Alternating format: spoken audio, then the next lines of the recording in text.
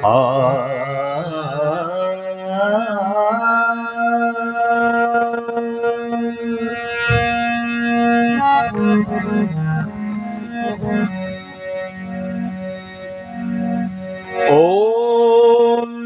संगक्षध्वं संवदध्वं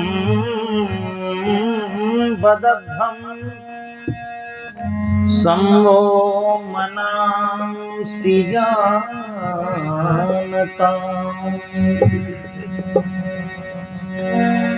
देवा भागं यथा पूर्वे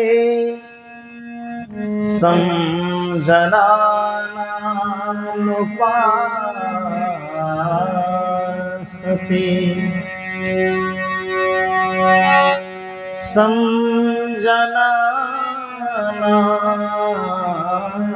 संजनानुपासते ओम विश्वानि देव सवितर्दुरितानि परासुव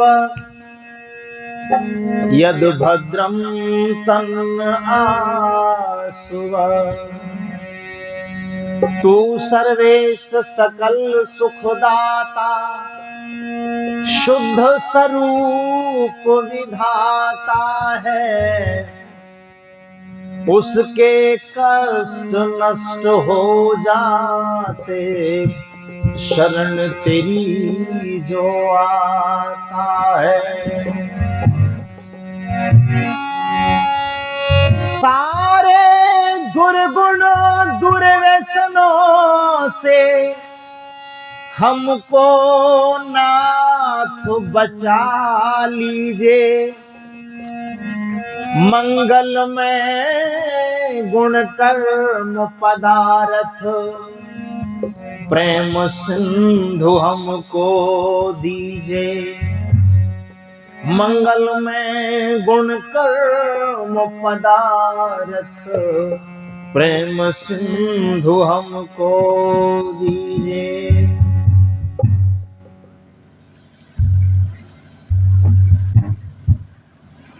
उपस्थित सभी सिंघापुर गांव के समस्त बंधु बांधवों,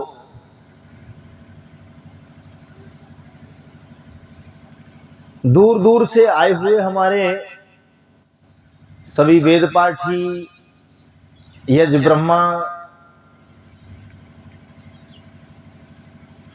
एवं भजनोपदेशिका के रूप में पधारी हमारी बहन प्रवेश आर्या जी, ढोलक पर संगति कर रहे हैं भाई कीर्तपाल जी, पंडित धर्मदेव जी, ब्रह्मचारी देवव्रत जी, धर्मवीर जी और प्रिय बेटी कोमल शास्त्री। इस कार्यक्रम के सभी आयोजक बंधुओं, अब मैं चाहता हूं कि ये सब चेहरे एक बार देख लूं कौन कौन है। प्रधान जी हमारे वैद्य राजकुमार आर्य जी, स्वागत है आपका, धन्यवाद।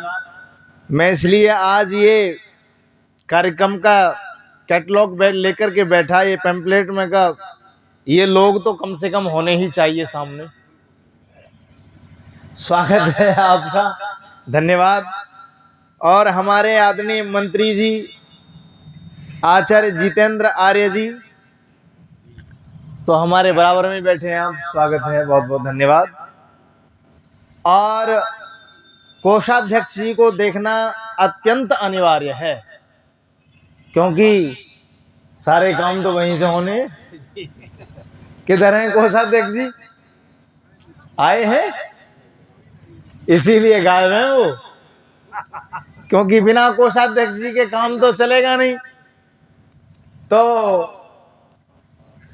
क्या होता है कि आज आप लोग भोजन व्यवस्था में लगे हैं।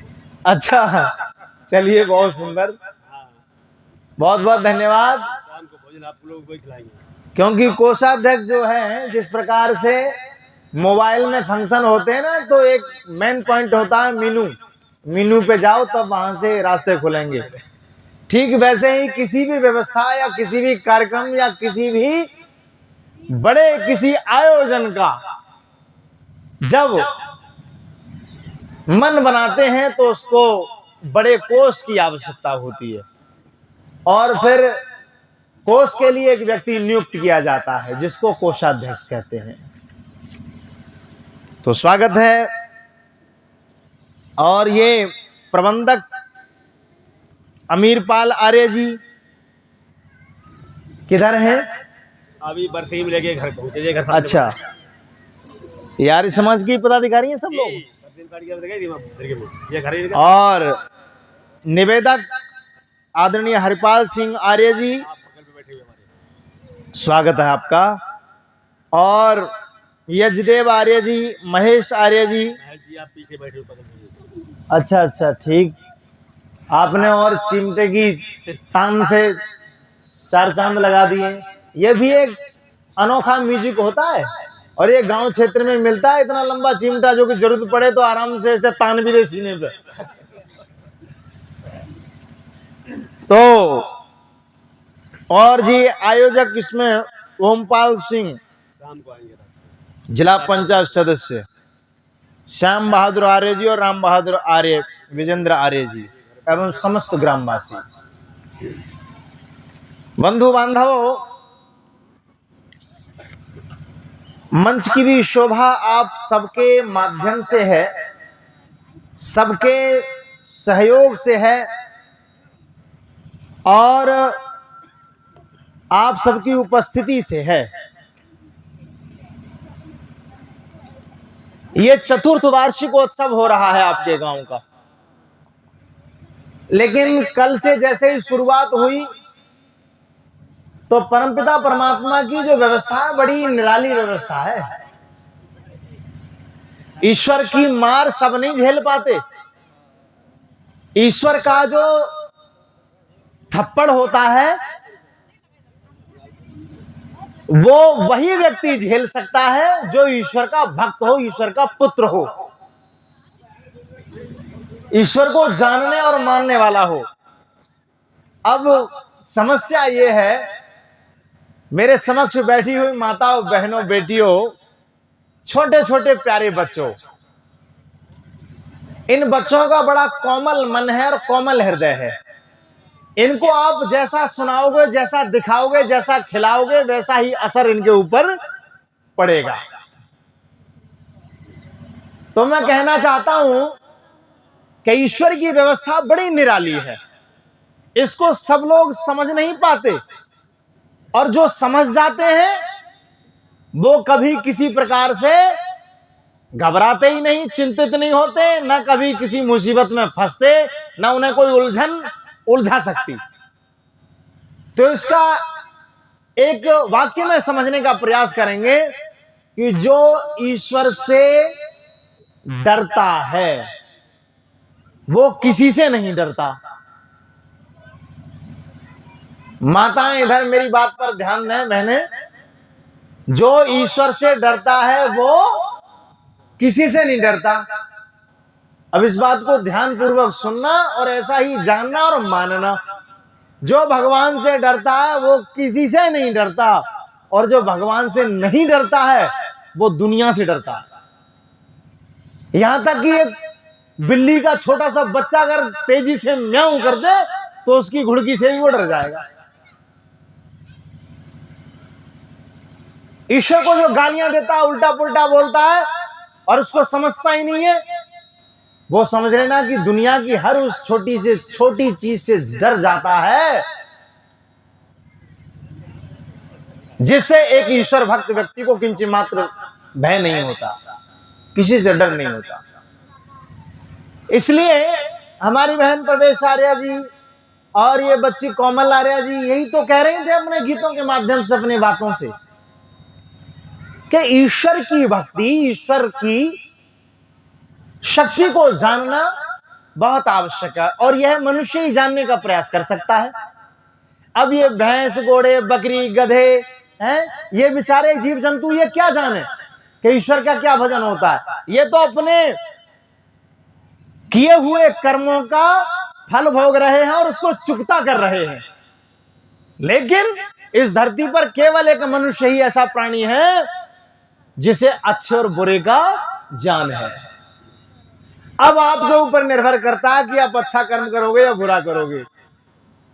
विद्वानों ने, संतों ने और बड़े बड़े दार्शनिकों ने, क्या हमारे आदर्श प्रभु श्री राम, क्या आदर्श हमारे प्रभु श्री कृष्ण योगीराज, क्या आदर्श हमारे महर्षि स्वामी दयानंद, तमाम विद्वान हुए हैं, बहुत बड़े बड़े ऋषि और बड़े बड़े वेदों के प्रकांड विद्वान हुए, उन सब ने इन्हीं सब बातों को समझाया। अंतिम में कृष्ण ने तो स्पष्ट कह दिया कि अवश्यमेव भोक्तव्यम कृतम कर्म शुभाशुभम। हे मनुष्य, तुझे निश्चित ही अपने किए हुए कर्मों का फल भोगना ही पड़ेगा, चाहे अच्छा हो या बुरा हो। लेकिन इन सारी बातों को समझने का किसी ने अवसर दिया या किसी ने हमारे सामने साफ सुथरा दर्पण यानी शीशा, आईना साफ सुथरा करके हमारे सामने हमारे चेहरों को दिखाया, तो उसका नाम है महर्षि स्वामी देव दयानंद सरस्वती। बहुत धूल जमी हुई थी, हमें पता ही नहीं था कि हम भारतीय हैं, हम आर्य हैं, हम श्रेष्ठ हैं, हम वैदिक हैं, वेदों को मानने वाले हैं, ये हम जान नहीं पा रहे थे। लेकिन जब उस दर्पण को, उस शीशे को ऋषि दयानंद ने 1824 ईस्वी को जन्मा हुआ बालक जिसका नाम मूल शंकर रखा गया, अब मूल शंकर के नाम से वो धीरे धीरे धीरे धीरे आदित्य ब्रह्मचारी होता हुआ और ऋषि दयानंद सरस्वती के रूप में एक दिन परिवर्तित हो जाता है, जिसने पूरे संसार में एक अलख जगा दी और क्या कहा, लौटो वेदों की ओर। क्या आवश्यकता पड़ी थी इसकी? आवश्यकता बहुत बड़ी थी।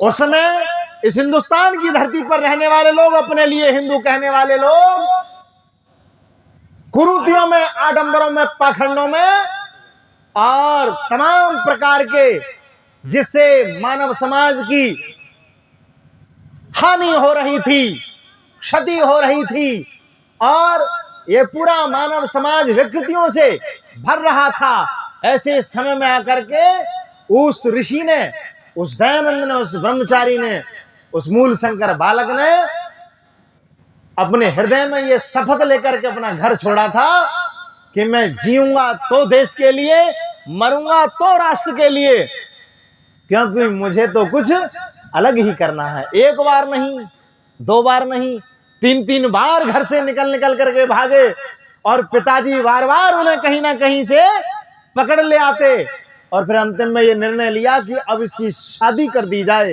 इसका विवाह कर दिया जाए, तो ये फिर रुक जाएगा घर पे। ऐसी लोगों की मान्यता होती है कि थोड़ा सा बच्चा उद्दंडपना कर रहा है तो उसका विवाह कर दो, फिर ये जरा सेंटर में आ जाएगा। हमारे कुछ गणमान्य पधारे हैं, आपका हार्दिक अभिनंदन है, स्वागत है। आर्य समाज बाहरिया से पधारी हुई हमारी, आप तीनों लोग हैं और सब आर्य समाज बाहरिया, आर्य समाज बाहरिया से ये सभी हमारे सम्मानित ऋषि भक्त, ऋषिपुत्र, आर्य समाज के कर्मठ कार्यकर्ता बंधु आए हैं। आपका हृदय से स्वागत है, अभिनंदन है। मैं यही कहता हूं आप सभी से, देखिए हमें सुनते सुनते सदियां बीत गई, लेकिन हम फिर भी अपने आप के बदल नहीं पाए, अपने आप का सुधार नहीं कर पाए और अपने आप को नहीं समझ पाए कि आखिर हम कौन हैं, क्या हैं। तो मैं निवेदन करना चाहूंगा, जितने भी क्षेत्रीय आर्य समाज से जुड़े हुए बंधु बांधव हैं, परिवार हैं, जो सुसुप्त अवस्था में चले गए हैं, जो जीर्ण शीर्ण हो गए हैं, उनको जोड़ने का प्रयास करें। हम सब छोटी छोटी जो बातें होती हैं, आपसी ईर्ष्या, द्वेष, बैर भाव, जो भी वैमनस्यता है, उसको साइड करके, उसको दूर करके, और जब ये राष्ट्र की बात आए, अरे समाज की बात आए, तो सब के सब एक ही धर्म ध्वजा के नीचे होने चाहिए। आर्यों की परिभाषा सुनिए आप। किसी ने पूछा कि आर्य कौन होते हैं? आचार्य श्री किसी व्यक्ति ने पूछा, वो आर्य समाज से जुड़ा हुआ नहीं था, आर्य समाज के विचारों से प्रभावित नहीं था, उसको पता नहीं था कि आर्य समाज है क्या। तो वो किसी आर्य से पूछता है कि आर्य समाजी होते कौन है? कुछ लोग तो आर्य समाजियों को भेड़िया समझते हैं। क्या कोई हवा का चक्कर है, या कोई भूत वाला है, या कोई भयंकर कोई आक्रांता कोई ऐसा जीव है जो कि प्रहार कर देगा, या सटक जाएगा, या खा जाएगा, या क्या ऐसी जादू टोना है? तो बड़ा आर्य समाज के नाम से बहुत से लोग एकदम से छिटक जाते हैं, चटक जाते हैं, बिदक जाते हैं। तो वो पूछता है कि आर्य समाजी होते कौन है? तो वो आर्य व्यक्ति कहता है कि आर्य समाजी, आर्य वो होता है जो जहां आर्य रहते हैं उसके आसपास कोई गौवध नहीं हो सकता। जहां आर्य रहते हैं, बोले आर्य वो होता है जहां आर्य रहता है उसके आसपास भी कोई गौवध नहीं हो सकता। और जहां आर्य रहता है वहां किसी भी बहन बेटी के साथ किसी भी प्रकार का कोई कुकृत्य नहीं हो सकता। आर्य जहां रहता है किसी जीव की हत्या नहीं हो सकती। आर्य जहां रहता है वहां सनातन धर्म से किसी भी प्रकार का छेड़छाड़ नहीं हो सकती। आर्य जहां रहता है वहां किसी भी प्रकार से किसी जवान को या किसान को या किसी बालक को किसी भी प्रकार से सताया नहीं जा सकता। आर्य जहां रहता है वहां दैनिक यज्ञों की वो सुगंधी उठती है। आर्य जहां रहते हैं वेदों के पवित्र पावन मंत्रों की ध्वनियों से वातावरण गुंजायमान होता रहता है। आर्य जहां रहते हैं वहां कुश्ती, कबड्डी, भाग दौड़, योग, व्यायाम, दंड बैठक, आसन, शस्त्रों का संचालन, घुड़सवारी, ये सारी चीजें होती हैं। आर्य जहां रहते हैं वहां कोई कमजोर या बीमारी से ग्रस्त रोगी, दीनहीन, गरीब नहीं होता। आर्य जहां रहते हैं वहां सभी खाते पीते और शरीर से बलवान, बहादुर, उत्साही, साहसी वीर योद्धा होते हैं। यह आर्यों की परिभाषा है। आर्य ऐसे होते हैं। तो किसी कवि ने लिखा है, बंधुओं, मैं आपके समक्ष आपकी बात को आगे बढ़ाने का प्रयास कर रहा हूं।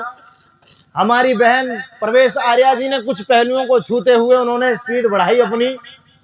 एक बात मुझे याद आती है, एक व्यक्ति को दाढ़ी बनवानी थी, शेविंग करानी थी,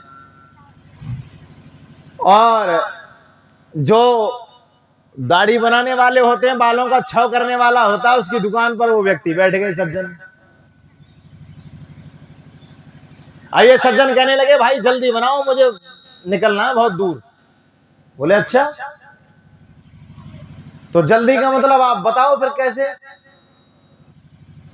बोले आप कौन सी, किस प्रकार की दाढ़ी बनाते हो? कई प्रकार की दाढ़ियां बनती हैं, कई प्रकार की डिजाइनें बन जाती हैं। बोले मैं एक तो स्लो मोशन वाली दाढ़ी बनाता हूं, पैसेंजर, और एक सुपरफास्ट बनाता हूं। बोले तो फिर मुझे भी जल्दी है, तू सुपरफास्ट ही बना दे। उसने चढ़ाया उस तरह पे ब्लेड और शुरुआत कर दी, यहां मार, यहां मार, इधर मार, इधर मार, पूरा एक बढ़िया डिजाइन बना दी और झाड़ झूड़ के कहा, लो जी बस ठीक है, अब आप जा सकते हो। बोले मतलब ये क्या है?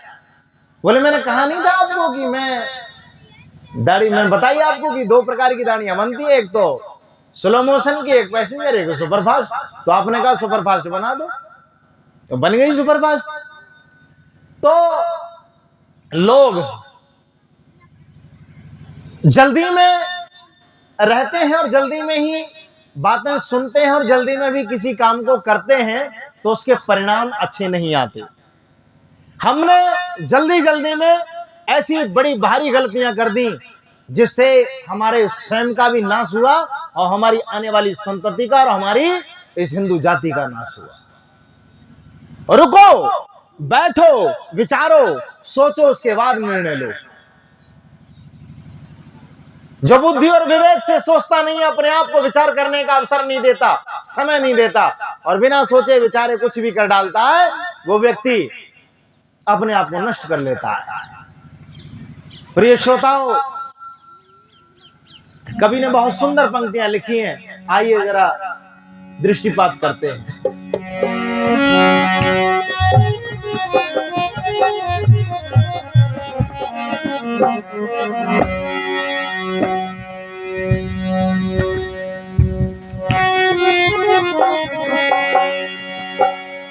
भारत का कुछ नहीं बिगाड़ा,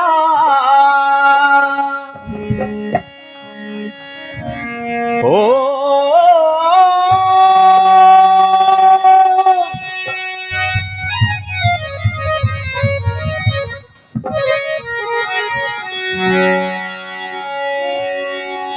भारत का कुछ नहीं बिगाड़ा, दुश्मनों की तलवारों ने, और इस भारत को, अरे इस भारत को बर्बाद किया है भारत के गद्दारों ने।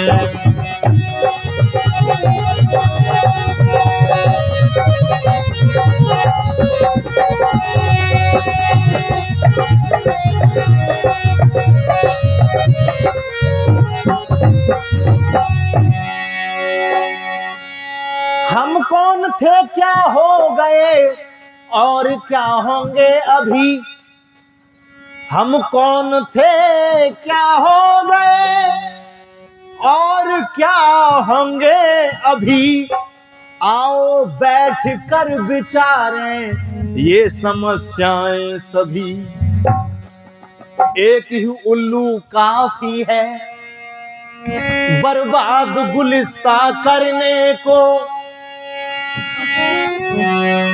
अरे एक ही उल्लू काफी है बर्बाद गुलिस्ता करने को। हर साख पे उल्लू बैठा है, अंजाम गुलिस्ता क्या होगा।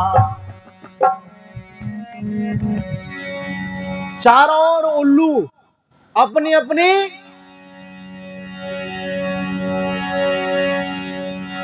डमरू की ध्वनि बजा रहे और सुना रहे हैं और अपनी अपनी ओर आकर्षित करना चाहते हैं।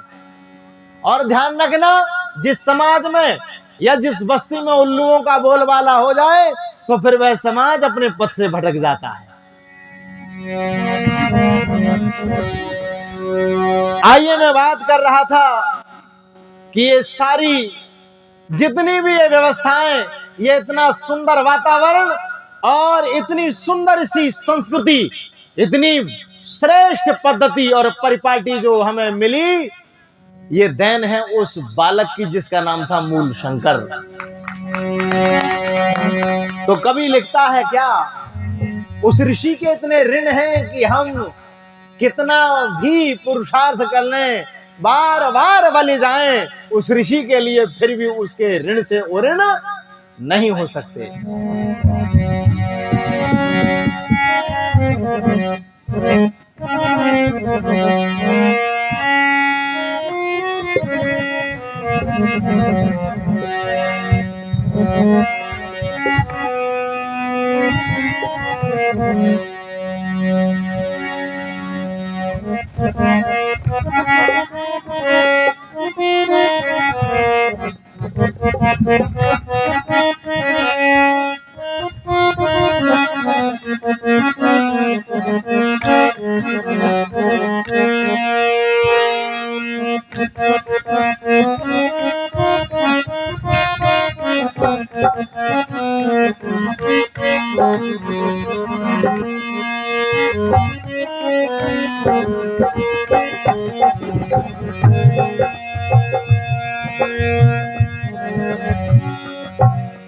अगर नहीं टंकारे आती फाल्गुन की शिवरात,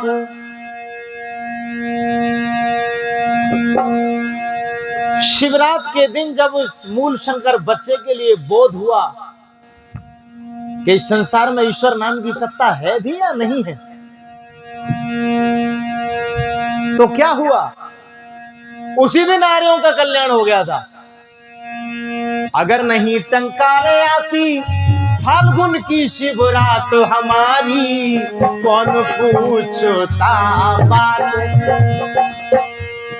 अगर नहीं टंकारे आती फाल्गुन की शिवरात हमारी, कौन पूछता बात जी हमारी, कौन पूछता बात।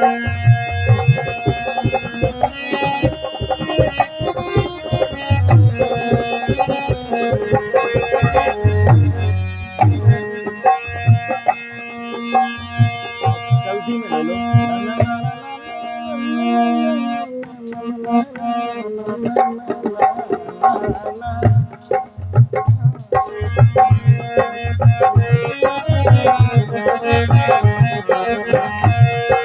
अगर नहीं टंकारे आती,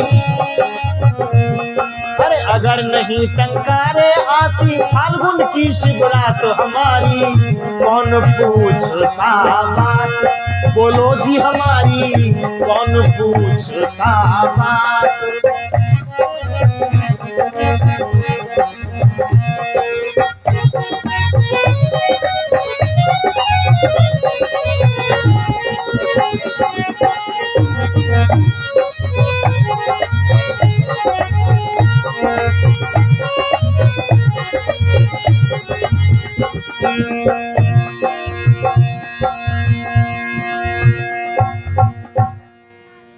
खुल के बजाओ, घबराओ मत, ठीक है। अब इसको दूसरी ट्यून में डाल देता हूं।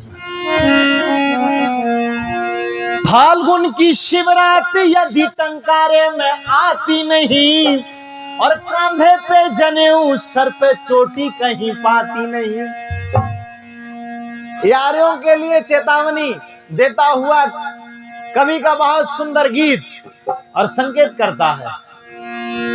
फाल्गुन की शिवरात यदि टंकारे में आती नहीं, और कांधे पे जनेऊ सिर पे चोटी कहीं पाती नहीं। इतना ही नहीं, अरे दिल्ली लाल किले पे तिरंगा लहराती नहीं, और विधवा देवर बना करके मंगल गीत गाती नहीं। आज रोते रोज अनाथ, आज रोते रोज अनाथ हमारी, कौन पूछता बात। आज ये भी हमारी, कौन पूछता बात। अगर नहीं टंकारे आती फाल्गुन की शिवरात हमारी, कौन पूछता बात।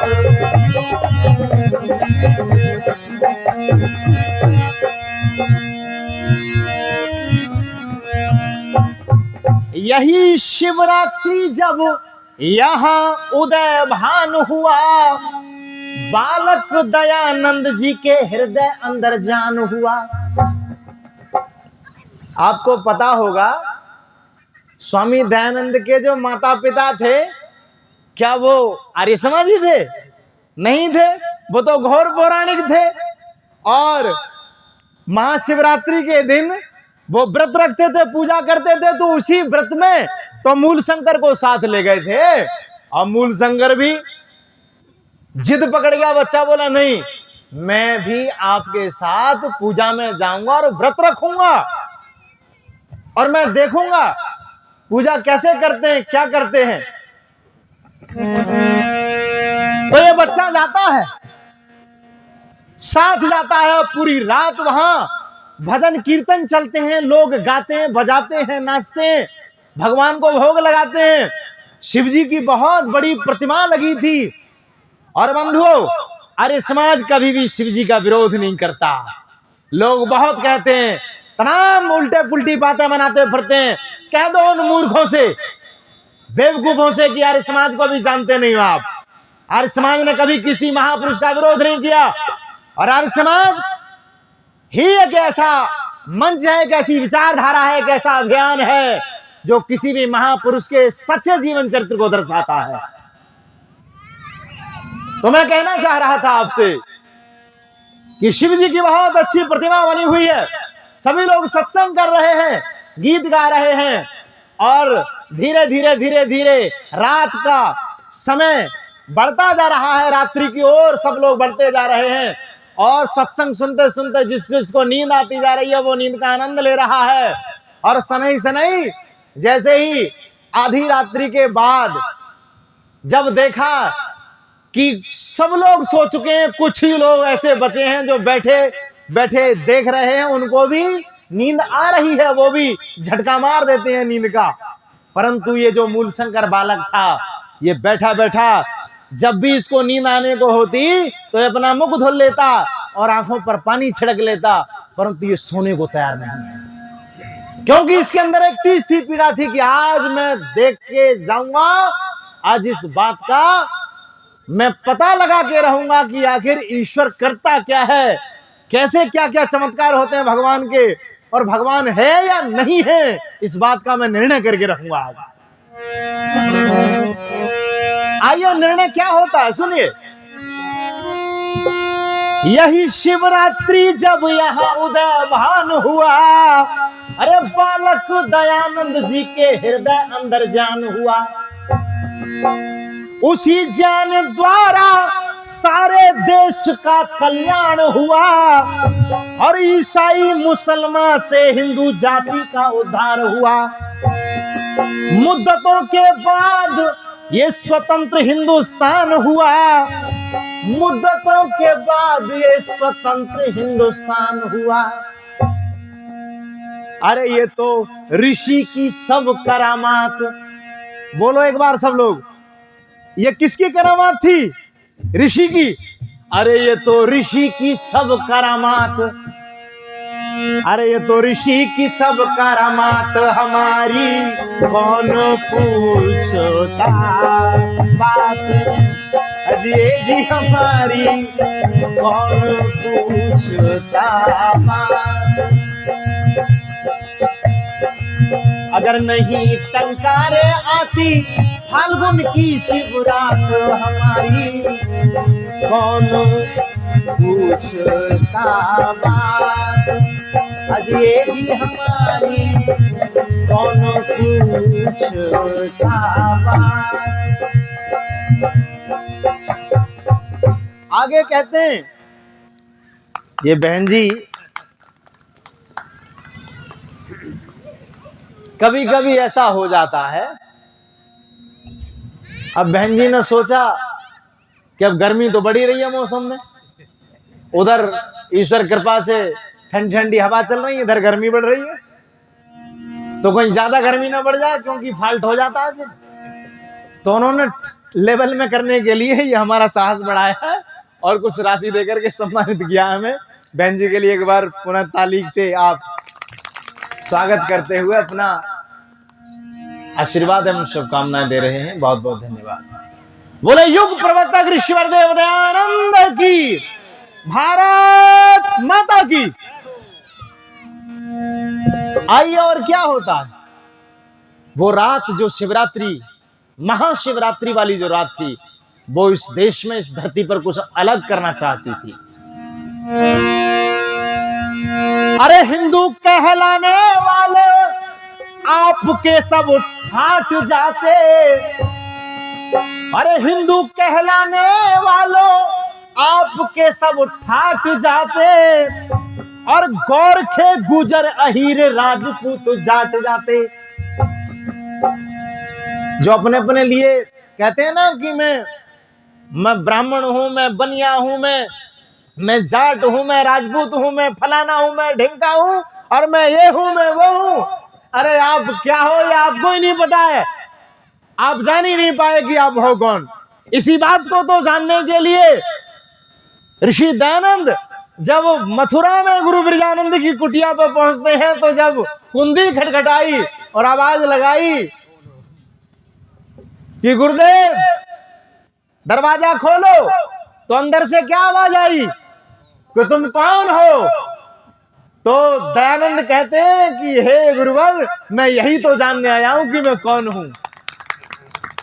तो इसलिए हम ये जानने की कोशिश करें, अभी मैं ये जान ही नहीं पाया कि मैं हूं कौन।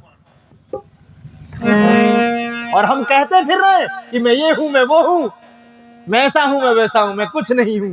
अभी जानना पड़ेगा कि मैं हूं क्या।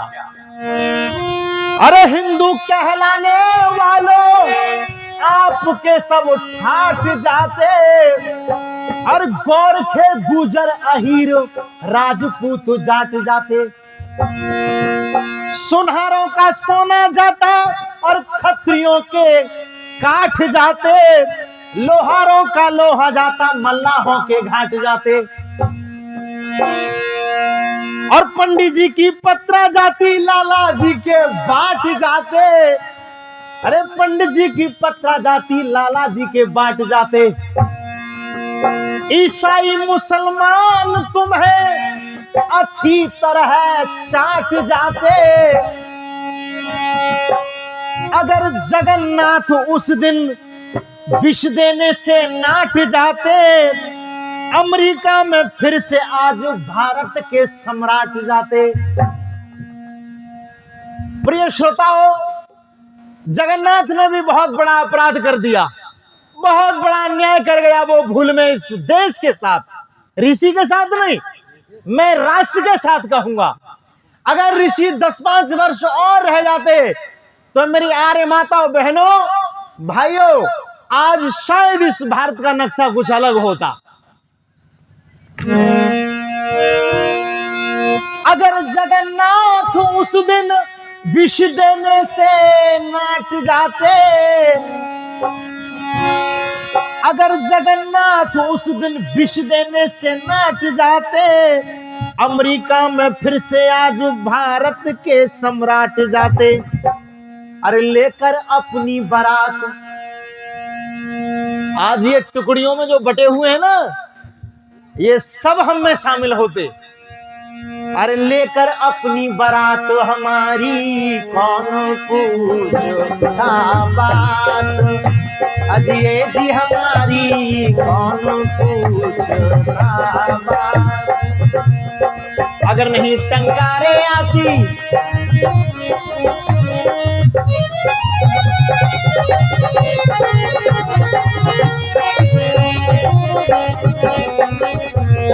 अगर नहीं टंकारे आती, फागुन की शिवरात हमारी कौन पूछता बात, आज बोलो हमारी कौन पूछता बात।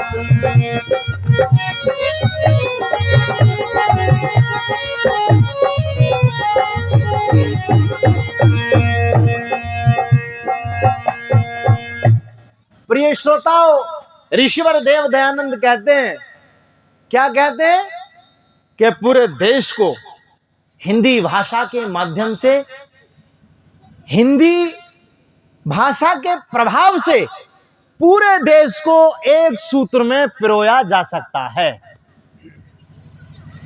ऋषिवर देव दयानंद के लिए उनकी जन्म की जो वर्ष है, 201 वर्ष पूर्ण कर रहे हैं हम लोग। लेकिन हम इस बात पर विचार करें कि हम स्वयं को और अपने परिवार को क्या ऋषि के सिद्धांतों पर चला पाए हैं, और यदि ऐसा नहीं कर पाए तो मैं समझता हूं कि ऋषि दयानंद का नाम भी लेना हमारी जिह्वा से एक पाप हो जाएगा। इससे बड़ी बात मैं और नहीं कह सकता हूं। तो हम अपने अंतःकरण में झांकें कि आखिर हम कर क्या रहे हैं, कहां तक हम पहुंचे, क्या करने वाले हैं। बंधुओं, अंतिम पंक्ति में कवि ने कमाल कर दिया और क्या कहा, आर्यों सुनो, वो महाशिवरात्रि की रात आपको कहां लेके आई है।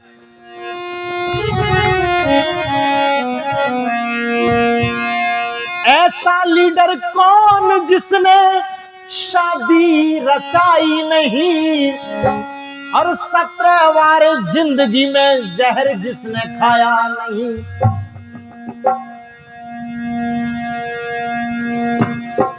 घरबार छोड़ा, सब सुख साधन छोड़े, क्या कमी थी ऋषि के घर पर। अरे उस समय के बहुत ही धनाढ्य घराने के ये बच्चे थे, इनके पिताजी के पास किसी चीज की कमी नहीं थी, परंतु फिर भी ये ईश्वर को मंजूर नहीं था। परमपिता परमात्मा कुछ अलग कराना चाहता था, और हमारा और आपका भी तो उद्धार होना था। ऋषि के समय पर महात्मा गांधी से लेकर बाल गंगाधर तिलक और लाला लाजपत राय से लेकर के पता नहीं कितने महापुरुष थे, परंतु ऋषि चाहते तो विवाह करके एक अच्छी सी दुल्हन उन्हें मिल जाती, अच्छे रिश्तेदार मिल जाते, अच्छे मित्र बंधु सखा मिल जाते, और वो भी सुख साधनों में लिप्त होकर के और इस सांसारिक जीवन का आनंद ले सकते थे। लेकिन नहीं,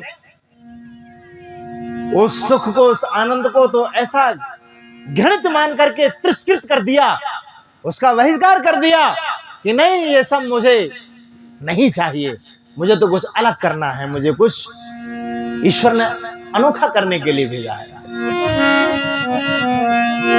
17 बार जहर जिसने जिंदगी में खाया नहीं, और जहर भी एक बार नहीं, कितनी बार जहर दिया गया ऋषि को। जहर देने की बात तो बहुत बड़ी है। आज यदि स्कूल या कॉलेज में अध्यापक बच्चे को डांट भी दे, या एक छोटा सा शब्द है वो डांट करके कह दे कि मूर्ख, तो इस बात पर बच्चे के माता पिता भी केस कर सकते हैं अध्यापक पर, और बच्चा तो कर ही देगा, कोर्ट में गवाही दे देगा किसने मूर्ख बोला मुझे। इतने गिर गए हम कि अब उठाने वाला भी नहीं है, और हम स्वयं उठने के लिए तैयार नहीं है। इतनी दुर्दशा शिक्षा की। कैसे सुधार होगा इन बच्चों का, आने वाली पीढ़ी का। अब किसी को यदि कोई विष देता है तो फिर बदले में गोली मारने के लिए तैयार होगा जाएगा व्यक्ति दूसरा, सामने वाला। लेकिन ऋषि को एक बार नहीं,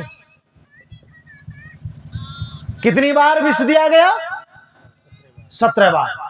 कभी पान में मिला करके दिया जा रहा है, कभी दूध में मिला करके दिया जा रहा है, कभी किसी प्रकार दिया जा रहा है, कभी किसी प्रकार दिया जा रहा है, यहां तक कि मरे हुए सांप फेंक दिया रहे हैं, ऊपर कीचड़ फेंका जा रहा है, ईंट पत्थर फेंके जा रहे हैं।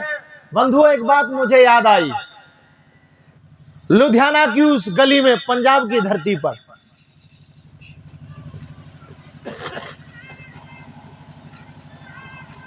महात्मा आनंद स्वामी, जिन्होंने ढेर सारा साहित्य लिखा है और बड़ी सरलतम भाषा में उन्होंने साहित्य लिखा है। आर्य जगत के बहुत ही उच्च कोटि के संत हुए वो सन्यासी। जब लुधियाना की उन गलियों में आर्य समाज का जुलूस निकल रहा था, तो रथ पर महात्मा आनंद स्वामी जी और कुछ बड़े बड़े विद्वान बैठे हुए थे। तो जिस गली से ऋषि दयानंद निकले थे, और उसी गली में उस समय ऋषि दयानंद के ऊपर लोगों ने, किसी ने कीचड़ फेंका था, किसी ने पत्थर फेंका था, किसी ने गंदगी फेंकी थी, किसी ने थूका था, किसी ने कुल्ला किया था, और किसी ने कुछ फेंका, किसी ने कुछ फेंका। लेकिन फिर भी वो ऋषि उस गली से, उस रास्ते से, उस मार्ग से हंसते मुस्कुराते हुए निकल गए, और एक बात कहते जा रहे थे आचार्य श्री कि कोई बात नहीं, आज ये लोग मेरा सम्मान इस रूप में कर रहे हैं, आने वाले समय में इस रास्ते से कोई आर्य पथिक यदि गुजरेगा तो यही लोग उसके ऊपर फूलों की वर्षा करेंगे। मित्रों, प्रिय श्रोताओं, साथियों, माता बहनों, ये शब्द सार्थक हुए उस देवता के, जब महात्मा आनंद स्वामी वार्षिक उत्सव के समय और उनके साथ कुछ विद्वान थे, उस रथ में बैठ करके जब वहां से निकल रहे थे, तो उस गली के जो दोनों ओर बड़ी बड़ी बिल्डिंगें बनी थी, उसके ऊपर से लोग फूलों की वर्षा कर रहे थे। बिलख बिलख करके रोए महात्मा आनंद स्वामी। ये दर्शन है, ये सच्चा जीवन चरित्र है, ये दूरदृष्टा महर्षि स्वामी दयानंद का चिंतन था, ये उनका सपना था कि मेरा भारत ऐसा होगा। वो चाहते थे आर्यों, वो चाहते थे कि इस धरती पर चक्रवर्ती साम्राज्य आर्यों का होवे। लेकिन कैसे हो गए? ऐसा लीडर कौन जिसने शादी रचाई नहीं, और जिंदगी में 17 बार जहर जिसने खाया नहीं। सच्चाई का रास्ता ऐसा किसी ने बताया नहीं, और कहता पृथ्वी सिंह ऐसा नेता कोई आया नहीं। कहता पृथ्वी सिंह ऐसा नेता कोई आया नहीं। अरे कहता पृथ्वी सिंह ऐसा नेता कोई आया नहीं। कैसा? अरे क्या गांधी क्या सुकरात, अरे क्या गांधी सुकरात हमारी कौन पूछता बात। अगर नहीं टंकारे आती, अगर नहीं टंकारे आती फाल्गुन की शिवरात हमारी कौन पूछता बात। बोलो जी हमारी कौन पूछता बात।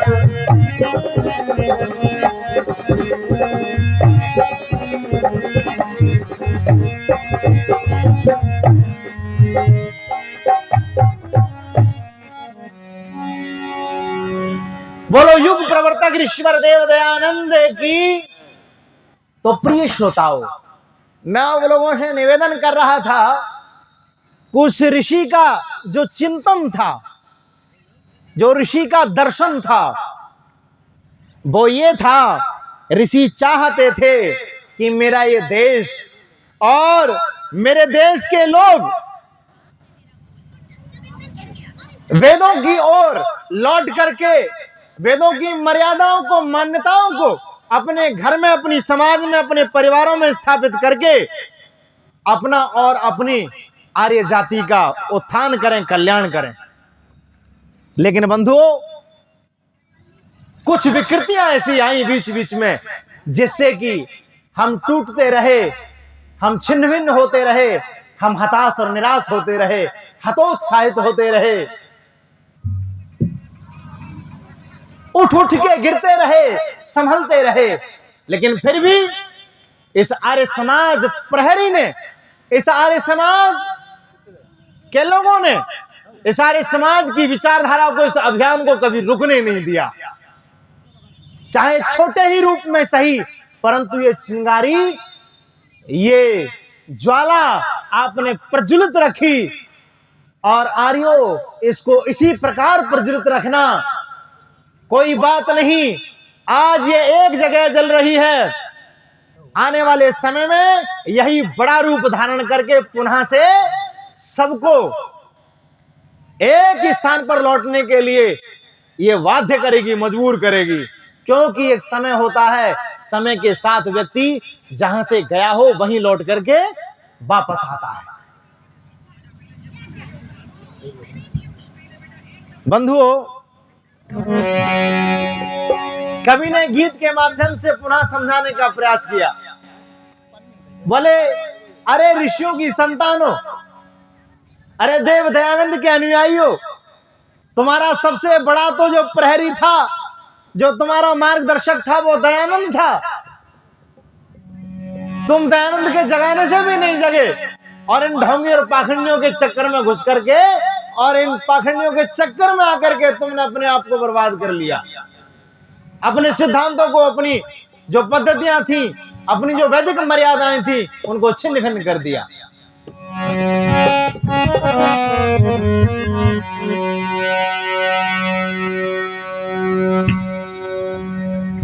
बोलो, कैसे बोलो तो।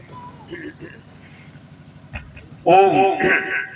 जिन महान भावों ने हमारी इस वेद कथा में दान दिया है, उन लोगों के नाम इस प्रकार है। चला कर रोक दिया करो। 500 रुपए देवेंद्र सिंह गुप्ता जी, 21 रुपए राजपाल गली वाले, 51 रुपए बैरगापुर, 100 रुपए प्रदेश कुमार गुप्ता जी बहरिया, 100 रुपए रामनिवास मंत्री जी बहरिया, 100 रुपए मुकेश बाबू बहरिया, 100 रुपए जितेंद्र सिंह आर्य धर्मपत्नी हमारी सिंगापुर, 50 रुपए अजय कुमार जलालाबाद, 100 रुपए सत्यपाल आर्य बहरिया, 101 रुपए छोटेलाल आर्य सिंगापुर।